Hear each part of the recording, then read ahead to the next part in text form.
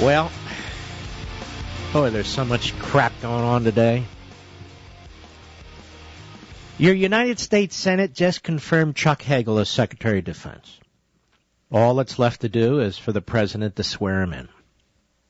The president got the man he wanted. And I want to get into this in some length, because I don't believe the Democrats can ever say that they're strong on national security or strong on defense. And I don't want to hear about bin Laden ever again.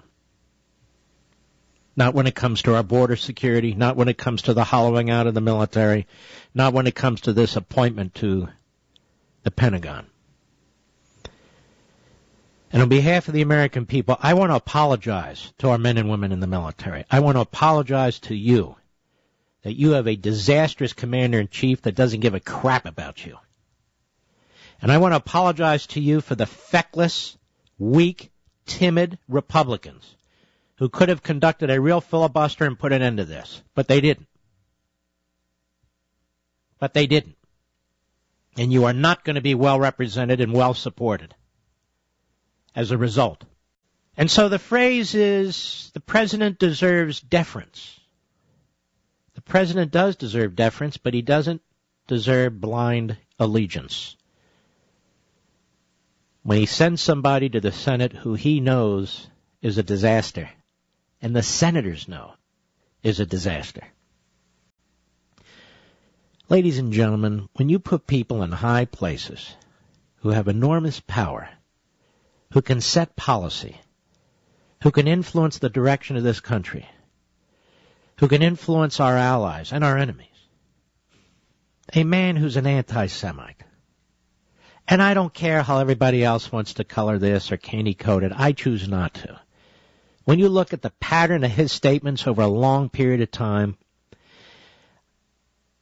this is a disaster. Hagel is what Hagel is, in his own words. And he's even more than an anti-Semite. He wants to hollow out the United States military. His record is clear.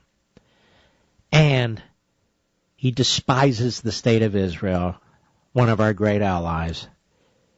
And he feels that we've been too harsh on the Islamo-Nazi regime in Tehran, Iran.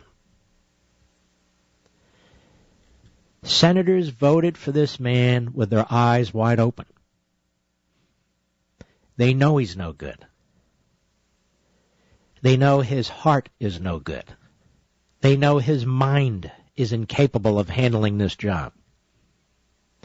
And yet every single Democrat voted for him, and 4 Republicans voted to confirm him.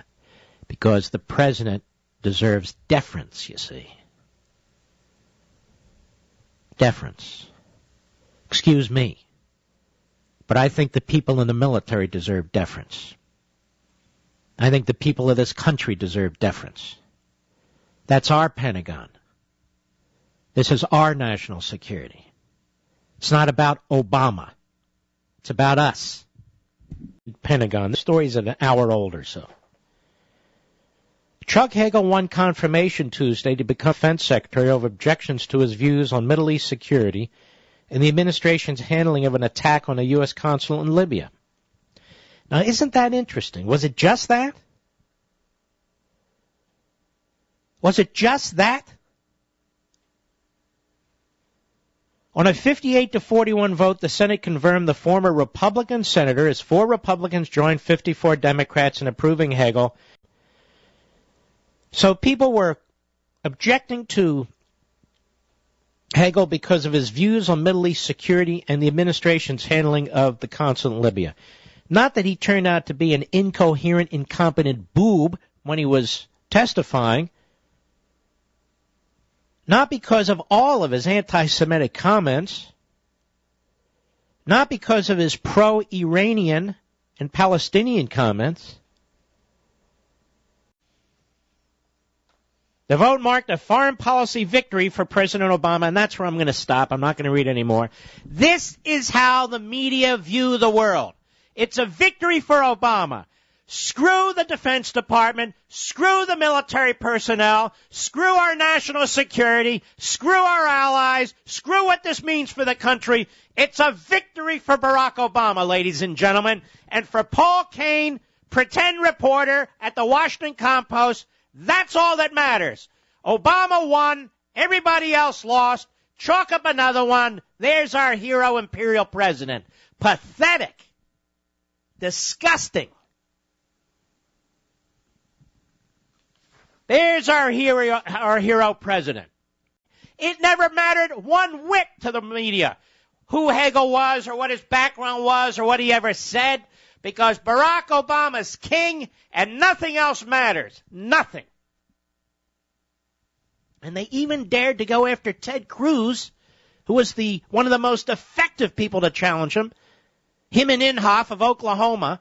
They went after Cruz and tried to paint him as Joe McCarthy. Folks, these are very, very dark times for this country. These are very, very dark times for this country.